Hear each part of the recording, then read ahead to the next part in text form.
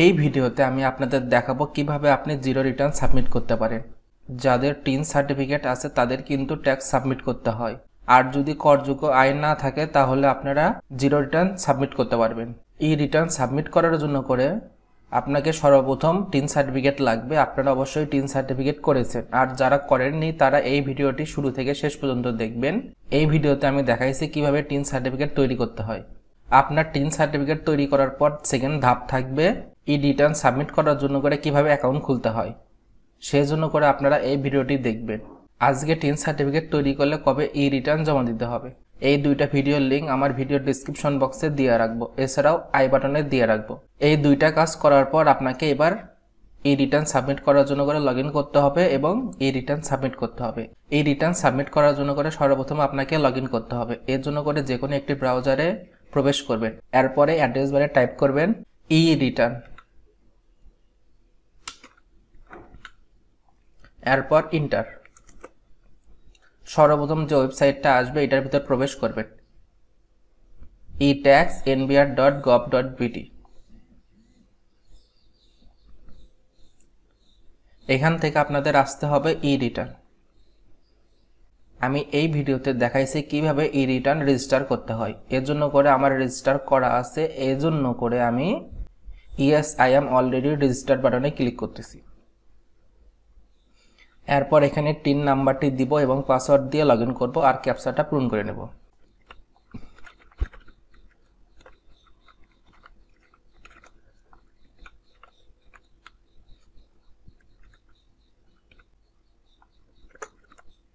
এবার sign in বাটনে প্রবেশ করতেছি।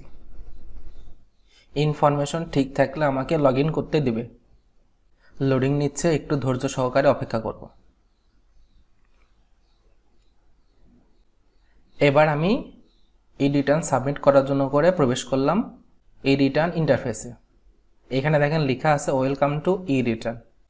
সর্বপ্রথম আপনাকে বুঝতে হবে অ্যাসেসমেন্ট ইয়ার, কর বর্ষ 2025-26। আজকের তারিখ যদি আমি দেখাই 5 আগস্ট 2025, আমি এই বছরের অ্যাসেসমেন্ট ইয়ার সাবমিট করব। আর আপনারা যদি 2024-25-এর অ্যাসেসমেন্ট ইয়ার সাবমিট না করে থাকেন তাহলে সাবমিট করতে পারবেন যদি আপনার করযোগ্য আয় থাকে। আমি ব্যাক ডেটের সাবমিট করব না, কারণ এখানে দেখেন আমি এটা চেঞ্জ করতে চাচ্ছি না। আমি টিন সার্টিফিকেট খুলছি 1 আগস্ট 2025, এর জন্য করে আমি লেটেস্টটাই সাবমিট করব। এইটাই আমার জন্য করে সবচাইতে সুবিধা হবে অ্যান্ড এইটাই বলতেছে। যখন আমি চেঞ্জ করতে চাচ্ছি তখন কিন্তু এখানে বলতেছে অ্যাসেসমেন্ট ইয়ারটা চেঞ্জ হয়ে যাবে, এটা আমার কোনো দরকার নেই। এই রিটার্ন সাবমিট করার জন্য করে এখানে আমার আসতে হবে রেগুলার ই রিটার্ন। সর্বপ্রথম দেখেন অ্যাসেসমেন্ট ইনফরমেশন, কর বর্ষের তথ্যগুলো আমাকে দিতে হবে। এখানে দেখেন রিটার্ন স্কিম 2025-26-এর ই রিটার্ন আপনারা অনলাইনে সাবমিট করতে পারবেন। এখানে সাবমিট করতেছি সেলফ, আমি নিজে। অ্যাসেসমেন্ট ইয়ার আমার কর বছর হচ্ছে 2025-26। আপনারা একটা জিনিস ভালোভাবে খেয়াল রাখবেন, এই জিনিসটা কখনোই কনফিউশন ক্রিয়েট করবেন না। সর্বপ্রথম আপনার থাকবে ইনকাম ইয়ার, এরপর অ্যাসেসমেন্ট ইয়ার। আপনি যে বছরে ইনকাম করবেন তার ঠিক পরের বছরে অ্যাসেসমেন্ট ইয়ার হবে। তাহলে এখানে যদি আমি জুলাই মাসের 1 তারিখ 2024 সাল থেকে 30 জুন 2025 সাল পর্যন্ত যদি ইনকাম ইয়ার হয় তাহলে আমার অ্যাসেসমেন্ট ইয়ার হবে জুলাই মাসের 1 তারিখ 2025 থেকে 30 জুন 2026 পর্যন্ত আমার অ্যাসেসমেন্ট ইয়ার হবে। এটা বাই ডিফল্ট দেওয়া থাকবে, আপনারা এখান থেকে চেঞ্জ করতে পারবেন, কিন্তু চেঞ্জ করার দরকার নেই। এখানে দেখেন আপনারা সাল কম বেশি করতে পারবেন, তবে এটা বাই ডিফল্ট দেওয়া থাকবে ঠিকভাবেই, আপনাদের চেঞ্জ করতে হবে না। শুধুমাত্র দেখবেন এখানে জুলাই মাসের 1 থেকে 30 জুন পর্যন্ত আছে কিনা। এবার রেসিডেন্ট স্ট্যাটাস, আপনারা যদি এগুলো ইংলিশ না বুঝে থাকেন তাহলে এর জন্য করে আপনাদের একটি সহজ উপায় আমি বলে দিচ্ছি। আপনারা এই 3 ডট বাটনে ক্লিক করবেন, এখান থেকে ট্রান্সলেট অপশনে আসবেন।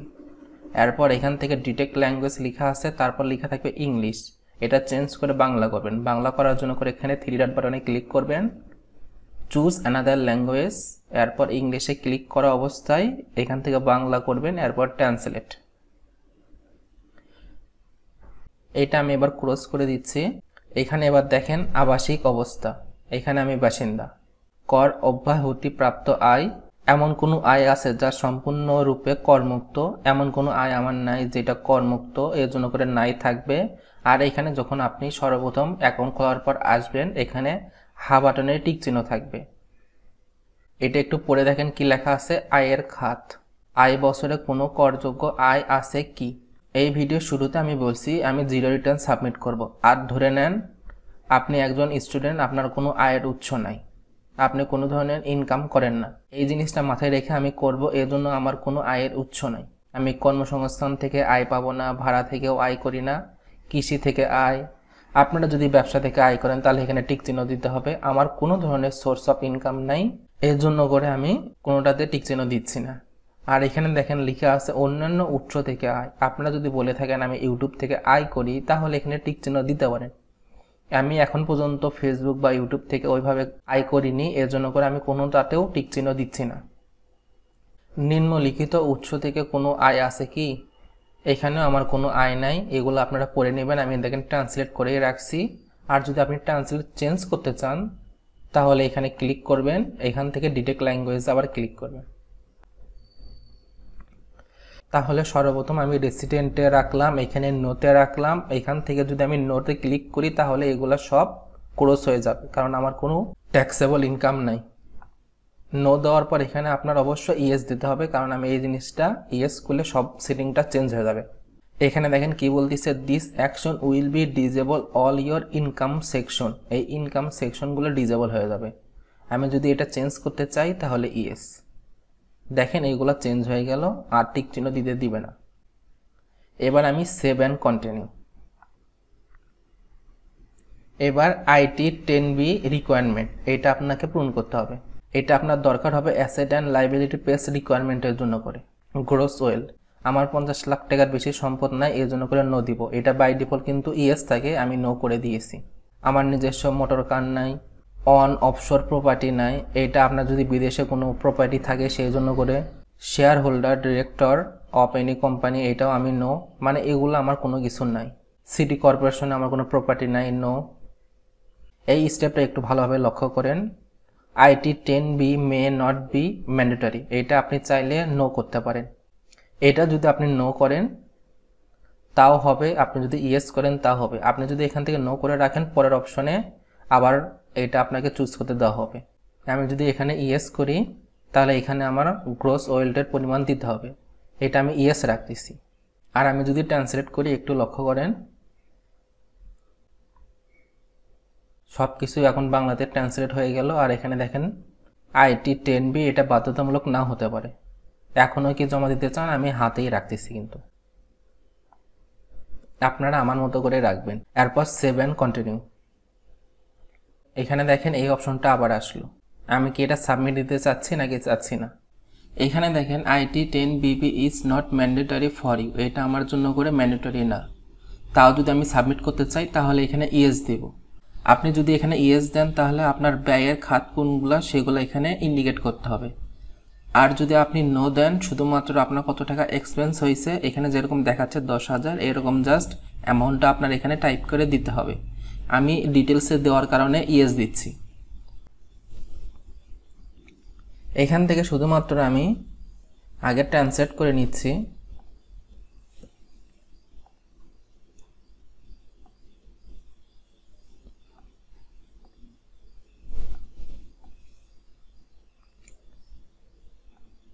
এখানে দেখেন আমি গাড়ি ভাড়া এবং পরিবহন খরচে অন্যান্য পরিবহনে 10,000 টাকা লিখে দিছি। আর এখানে লিখছি travel cost cash from father, আমি 10,000 টাকা ব্যয় দেখালাম। খাদ্য পোশাক এগুলোতে আমি 5,000 টাকা ব্যয় দেখাচ্ছি।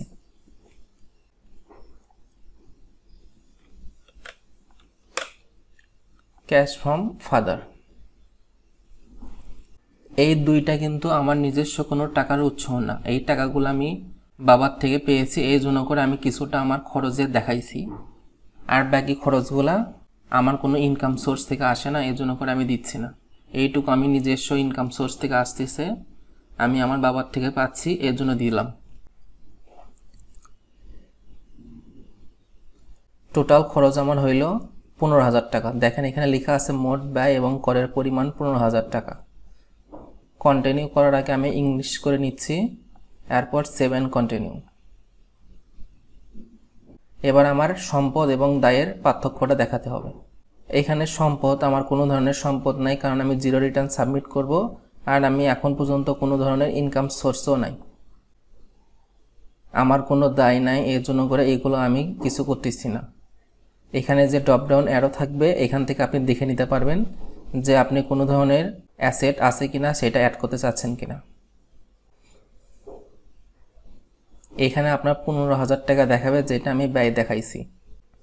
এবার মেইনটা দেখেন, সোর্স অফ ফান্ড। এখানে আমার কিন্তু সোর্স অফ ফান্ডে এখনও কোনো কিছু অ্যাড করা নাই, এর জন্য করে দেখেন আমার ডিফারেন্স দেখাচ্ছে 15,000 টাকা, কারণ আমার দেখাইছি ব্যয় 15,000 টাকা, কিন্তু আয় দেখায়নি, এর জন্য করে ডিফারেন্স 15,000 দেখাচ্ছে। এই ডিফারেন্সে আমার জিরো নিয়ে আসতে হবে। এই জিরো নিয়ে আসার জন্য করে আমার সোর্স অফ ফান্ড দেখাইতে হবে, আমার ইনকাম কি। আমি আদার্স রিসিপ্টে ক্লিক করতেছি। এইখানে আমি লিখবো কার্ড থেকে টাকাটা পাচ্ছি, ক্যাশ টাকা। রেফারেন্সে আমি দিচ্ছি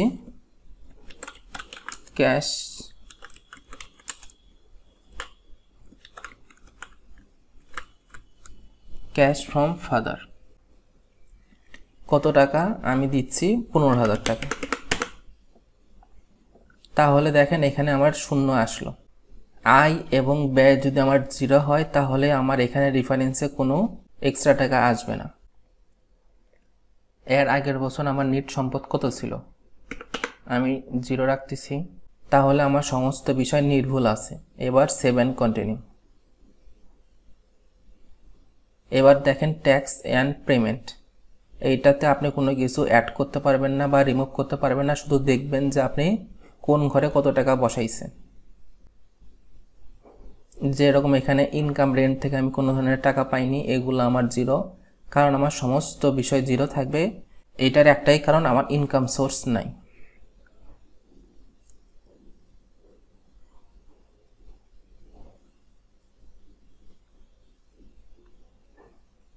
আমি জিরো রিটার্ন সাবমিট করতে পারবো, এর জন্য করে প্রসিড টু অনলাইন রিটার্নে ক্লিক করতেছি।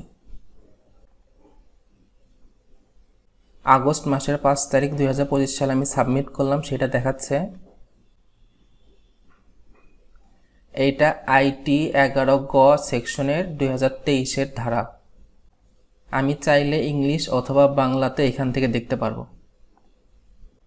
এখানে আমার জাতীয় পরিচয়পত্র নাম্বার থাকবে, টিন নাম্বার থাকবে, সার্কেল থাকবে, সমস্ত বিষয় থাকবে।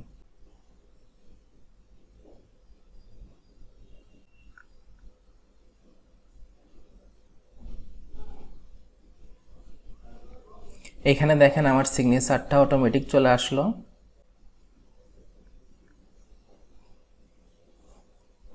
এখানে আমি কোথায় কত টাকা দেখাইছি সেটা আমার আছে, কমেন্টে আমি লিখছি কার্ড থেকে পাইছি, কত টাকা খরচ করছি, টোটাল কত 15,000।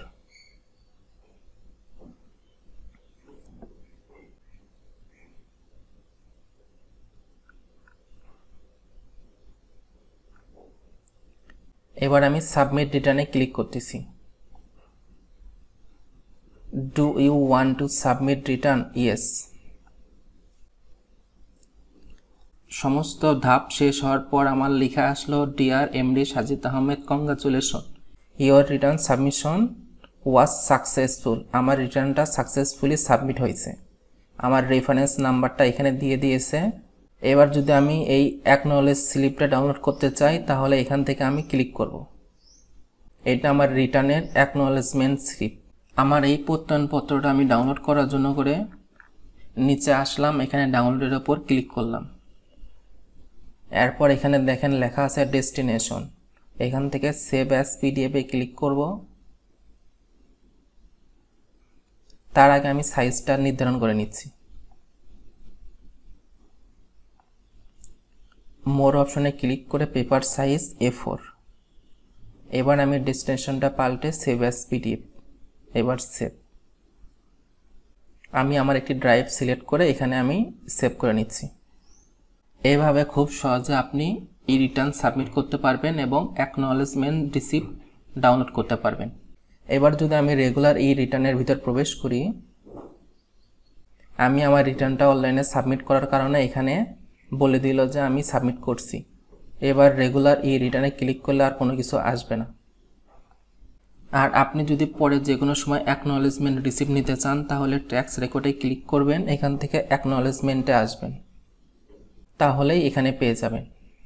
আজকে ভিডিওটা এখানেই রাখতেছি। ভিডিওটা কেমন লাগলো আপনারা কমেন্ট করে জানাবেন। আর আপনি যদি এই চ্যানেলের নতুন দর্শক হয়ে থাকেন তাহলে সাবস্ক্রাইব করে পাশে থাকবেন। Thank you for watching this video.